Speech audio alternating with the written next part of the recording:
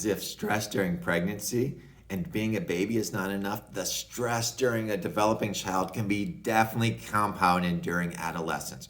Remember that stress is sticky, it will manifest, and it absolutely will change the structure of a child's brain and nervous system, especially in the younger years as the child is developing, because the brain and nervous system are more susceptible to influence from the outside world and even the influence inside world. So allow me to paint a picture of what stress looks when it compounds, just like compound interest. During pregnancy, mom is working 50 hours a week. She's bogged down with stress. She has to take care of the other children as well. She's frantic. She's having a hard time getting the rest that she needs. So that tells the baby that it's going to be a stressful world. You better be prepared. It's like the foot is on the gas pedal 100% of the time. And the research will show that a stressful pregnancy will transpire into a child who is developing for a stressful environment. It'll already start the cascade or the compounding. Now, add this to a complicated birth or a C-section, especially if they're lifting baby by the head. You don't do that.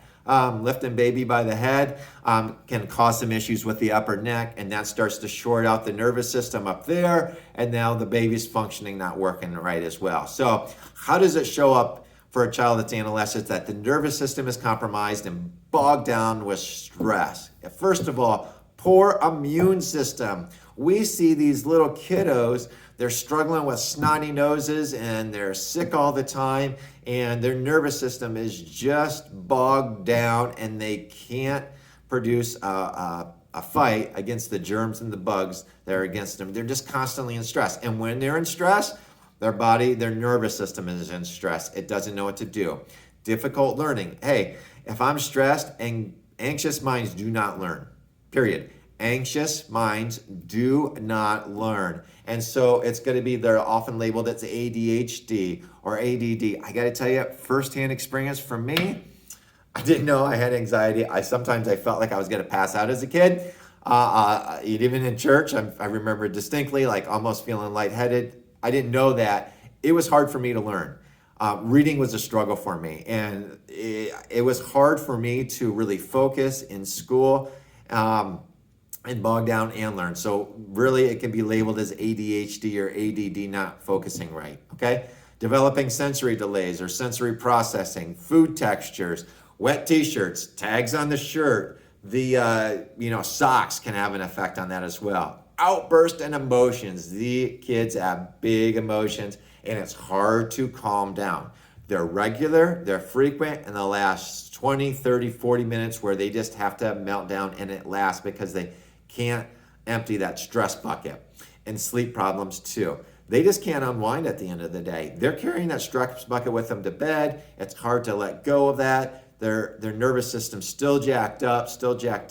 Think of it as you just got done running 3 miles before you went to bed. Now calm down and go to sleep in 5 minutes. Well, it's not going to happen, and it's not going to for these children as well. Hey, let's know how we can deal with this. Let know, because I know when your child's struggling, you are too, parent, and I want to be able to help you with that too. So if you have any of these problems, contact me. Please contact me. Let's solve this problem for you. And so we can learn from this and grow from this, because we're going to look at your body in an entirely different way than what a regular pediatrician would. We're going to ask deeper questions as far as why does your child have these problems, rather than let's just solve for the symptoms. Does that make sense? Sure does. Good. So give me a call. I'd love to hear from you. And we can chat and see if chiropractic is a good fit for you and your child.